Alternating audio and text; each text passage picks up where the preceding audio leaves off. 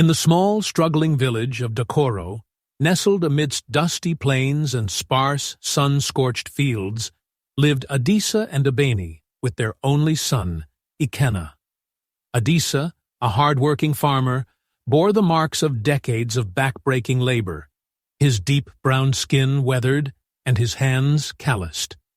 Abeni, petite with a warm smile and smooth brown skin, sold vegetables at the local market, often sacrificing her own meals so her son could eat. Life in Dakoro was harsh. Even affording 2 meals a day was a constant struggle. But Adisa and Abeni had one dream: to give Ikenna an education. Education is the light that will guide him out of this darkness, Adisa often said with conviction. The couple worked tirelessly, borrowing money and selling what little they could spare, just to keep their son in school. Ikenna understood their sacrifices. "Papa, Mama, I will make you proud one day," he promised them, his voice filled with youthful determination. Ikenna excelled in school, becoming the pride of Dakoro. At 15, his sharp mind and unyielding dedication earned him respect from teachers and peers alike. His school uniform, though worn and patched, could not hide the spark of ambition in his eyes. When he passed his secondary school exams with top marks and gained admission to a prestigious university in Ubaru, the nearest city, Abeni wept with joy. The day the admission letter arrived, Adisa sold a small portion of their farmland to cover Ikenna's first semester fees. The family gathered around their humble clay house as Abeni carefully folded the letter, her hands trembling with emotion. "This is just the beginning," Adisa said, placing a reassuring hand on Ikenna's shoulder. The bustling city of Uboru was a stark contrast to the quiet simplicity of Dakoro.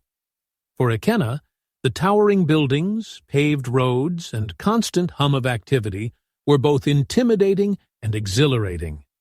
Determined to succeed, he threw himself into his studies. Late nights at the library and weekends spent working odd jobs became his routine. By the time he graduated with honors, Ikenna had secured a lucrative position at a multinational corporation in the city. With his first paycheck, Ikenna sent a generous sum to his parents in Dakoro, along with bags of food and clothes. Adisa and Abeni beamed with pride. "Our son is fulfilling his promise," Abeni told the neighbors, her heart swelling with happiness. One fateful evening at a corporate event, Ikenna met Amara, the daughter of Chief Obasi, a wealthy and influential businessman. Amara was stunning, with radiant ebony skin, an elegant demeanor, and a confident laugh that captivated everyone in the room. Despite their vastly different backgrounds, she and Ikenna connected instantly. She admired his intelligence and drive, and he was enchanted by her charm and sophistication. Their relationship blossomed quickly, and Amara introduced Ikenna to a life of luxury, lavish parties, expensive clothes, and high society.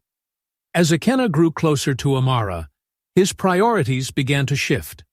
At first, Ikenna continued to support his parents, sending money and food regularly, but over time the calls became less frequent, and the food supplies dwindled.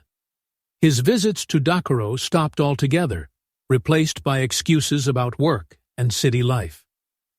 "Mama, I'll come home soon," he would say whenever Abeni called, her voice laced with worry. Adisa's health started to decline. Years of hard labor had taken a toll on his body, and he often struggled to work the fields. One day, an old friend of Ikenna's visited Dakoro and revealed the truth. "Ikenna is living like a king in Ubaru," he said bitterly. "He has forgotten this village and you." But Abeni refused to believe it. "Our Ikenna would never forget us," she said, though doubt had begun to creep into her heart. One sunny afternoon, Adisa was walking back from the fields when a convoy of luxurious cars stopped beside him. The lead car's driver stepped out to ask for directions, and Adisa, with his frail hands, pointed toward the community hall. From the back seat of one car, a man rolled down the tinted window. It was Chief Obasi. He noticed Adisa's worn-out appearance and gentle demeanor. "Old man, you look like someone who has seen hard times," Chief Obasi said kindly. "Do you know how to drive?" "Yes, sir," Adisa replied eagerly, sensing an opportunity. "Good. I need a driver for my village visits. Come to my house tomorrow," Chief Obasi said. Adisa returned home excited. "Abeni, I've been given a chance to work for a big man," he said, his voice brimming with hope. Months later, Ikenna and Amara decided to marry. Amara expressed her desire to meet Ikenna's parents, but he always made excuses. Ashamed of his humble roots, Ikenna hired actors to pose as his parents for the wedding. Unbeknownst to Ikenna, Chief Obasi had invited Adisa and Abeni to the wedding, unaware they were his driver's real family. They arrived at the grand venue, overwhelmed by the lights, music, and wealth. As the ceremony began, Abeni spotted the groom, her son. Her heart sank. "Adisa, that's Ikenna," she whispered, trembling. Adisa stared in disbelief, his face pale. Abeni screamed Ikenna's name before collapsing.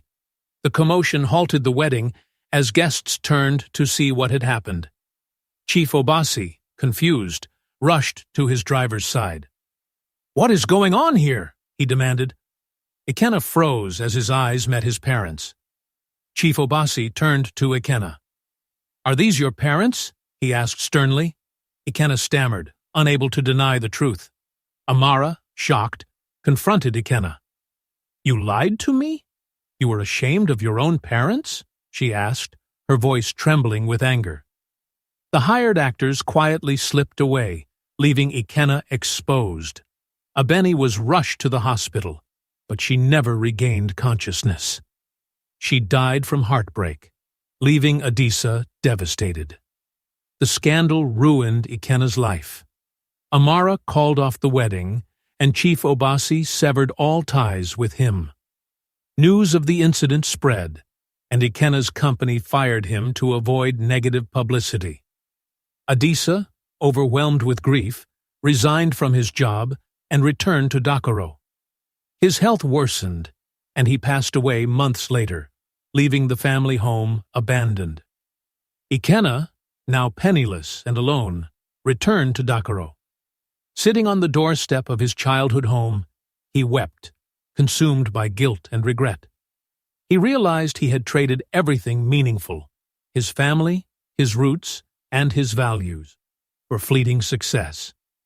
The villagers whispered about Ikenna's tragic fall. "He rose so high, only to fall even harder," they said. Ikenna spent the rest of his days in solitude, haunted by the faces of his parents and the choices that had destroyed them.